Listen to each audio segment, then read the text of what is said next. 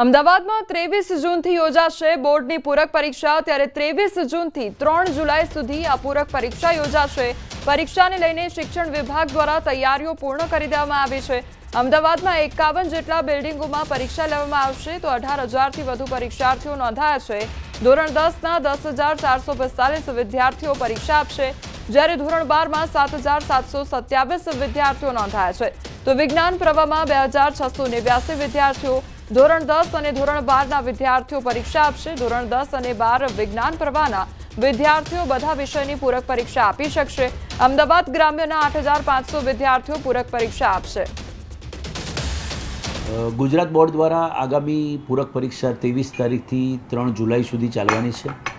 આ પૂરક પરીક્ષામાં અમદાવાદની અંદર 51 બિલ્ડિંગની અંદર પરીક્ષા લેવામાં આવનાર છે। તમામ બિલ્ડિંગની અંદર જે કેન્દ્ર સંચાલકો હોય, સ્ટાફની નિમણૂક હોય તે પૂર્ણ કરવામાં આવેલું છે। અમદાવાદની અંદર 51 જેટલા બિલ્ડિંગની અંદર પરીક્ષા લેવામાં આવનાર છે અને એમાં કુલ 18,172 જેટલા વિદ્યાર્થીઓ આ પરીક્ષામાં નોંધાયા છે। એમાં ધોરણ 10ની અંદર 10,445 જેટલા વિદ્યાર્થીઓ નોંધાયા છે, જ્યારે ધોરણ 12માં 7,727 જેટલા વિદ્યાર્થીઓ પરીક્ષામાં નોંધાયા છે। વિજ્ઞાન પ્રવાહમાં 2,689 જેટલા વિદ્યાર્થીઓ પરીક્ષામાં નોંધાયા છે।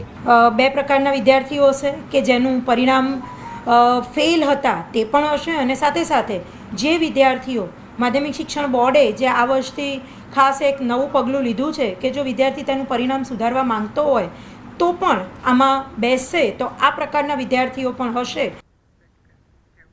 21 જૂન આંતરરાષ્ટ્રીય યોગ દિવસની રાજ્યભરમાં ઉજવણી થશે। 11મા આંતરરાષ્ટ્રીય યોગ દિવસની ભવ્ય રીતે થશે ઉજવણી। તો 2015થી આંતરરાષ્ટ્રીય યોગ દિવસની શરૂઆત થઈ હતી।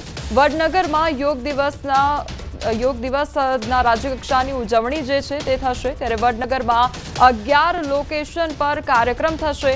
11 સ્થળે કુલ 11,000 લોકો યોગ કરી વર્લ્ડ રેકોર્ડ સર્જશે। ત્યારે આ વર્ષે સ્વસ્થ ગુજરાત, મેદસ્વીતા મુક્ત ગુજરાતની થીમ રહેશે।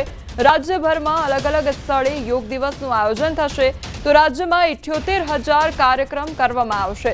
અમદાવાદમાં યોગ કાર્યક્રમમાં હાજર રહેશે કેન્દ્રીય ગૃહમંત્રી અને અમદાવાદના પ્રહલાદનગર ગાર્ડન ખાતે તેઓ હાજરી આપશે।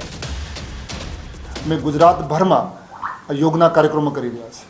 100 ડેઝ કાઉન્ટડાઉનની અમે શરૂઆત કરી છે 13 માર્ચથી લઈને અત્યાર સુધી ગુજરાતભરમાં અમે 100થી વધુ કાર્યક્રમ કર્યા છે, જેમાં 5-10 હજારથી વધુ સંખ્યા હતી। એમાં પહેલાં થોડા દિવસ પહેલાં જૂનાગઢમાં, સુરતમાં, વડોદરામાં અને અમદાવાદ રિવરફ્રન્ટ પર પણ કાર્યક્રમ થયા। રાજ્ય સ્તરીય કાર્યક્રમ વડનગરમાં થવા જઈ રહ્યું છે।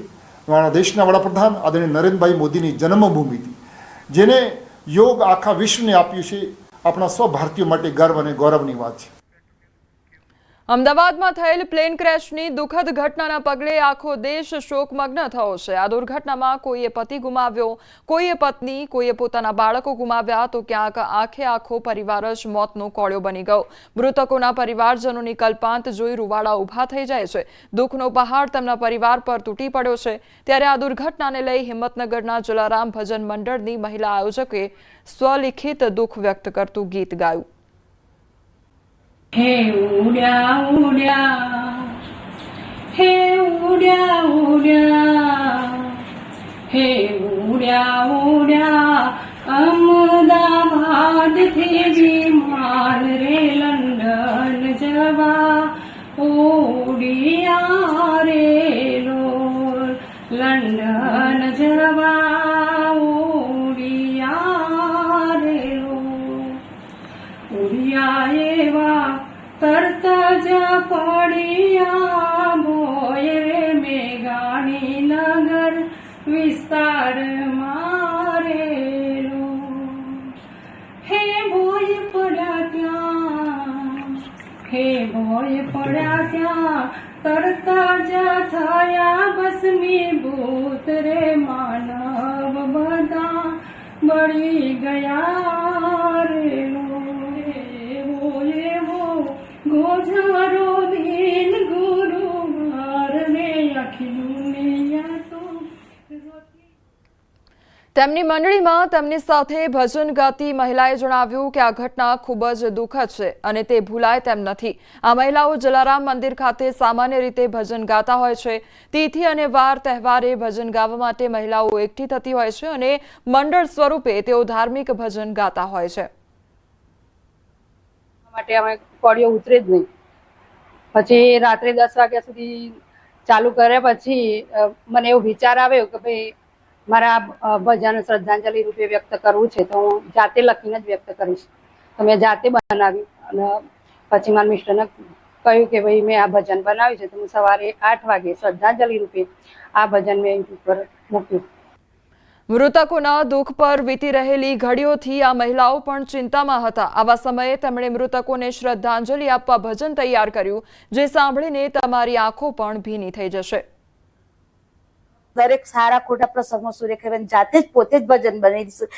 ખાલી એમને જોવું જ પડે કે આ ભજન મુકાયું છે એ એનાથી એના એ ભજન ઉપરથી પોતે જુદું જુદું ભજન બનાવીને મૂકીશું. આ છેલ્લો પ્રસંગ આવ્યો ને એ તો અમને પોતાને ખ્યાલ નતો. સુરેખાબેને અમને ફોન કર્યો, પછી એમને ભજન બનાવીને મૂક્યું, એ પણ અમને ખ્યાલ નતો. આ તો ભજન જોયા પછી અમે બધે બહેનોએ ફોન કર્યો, સુરેખાબેન તમે આ શું કર્યું એમ.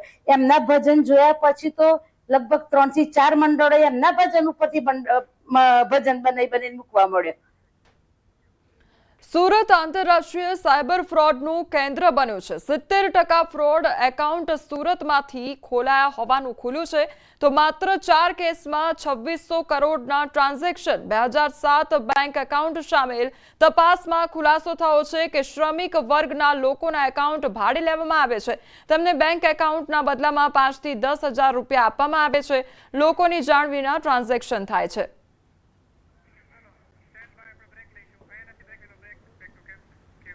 સમાચારોમાં આગળ વધીએ તે પહેલા રોકાઈશું એક બ્રેક માટે.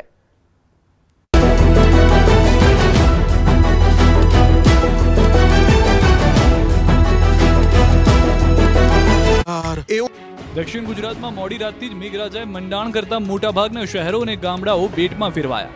સુરતથી લઈને વાપી, ડાંગ સુધી બધું જ ડૂબી ગયું છે. ગામડાઓની નદીઓ ગાંડી તૂર બની. 3-4 ફૂટ પાણીની વચ્ચેથી પસાર થતી બાઇકના દ્રશ્યો સુરતના માંગરોળના છે. અહીં ધમાકેદાર વરસાદ પડતા ઓલપાડ માંગરોળમાં પૂર જેવી સ્થિતિ સર્જાઈ. ઓલપાડના કુડસદ ગામે અંકુર ગલી વિસ્તારમાં ભરાયા પાણી. કિમ માંડવી સ્ટેટ હાઈવે પાણીમાં ડૂબી ગયો. પાણી એટલું ભરાયું કે રોડ તો શું, ડિવાઈડર પણ દેખાતું ન હતું. આખું બાઇક ડૂબી જાય એટલા પાણીમાંથી લોકો પસાર થતા નજરે પડ્યા. તો કેટલીક દુકાનોમાં પણ પાણી ઘૂસી ગયા. જીઆઈડીસી વિસ્તારમાં પણ પાણી ભરાતા કામદારોને હાલાકી પડી. પાણીના સામ્રાજ્યના દ્રશ્યો છે સુરતના પલસાણાના. અહીં ધોધમાર વરસાદ પડતા રોડ પર પૂર જેવા દ્રશ્યો સર્જાયા. પલસાણા, કામરેલી, બારડોલી, કડોદરા, ચલથાણ, જોડમાં વીજળીના કડાકા ભડાકા સાથે વરસાદ પડ્યો, જેથી કિમ માંડવી રોડ પર પાણી ભરાયા હતા.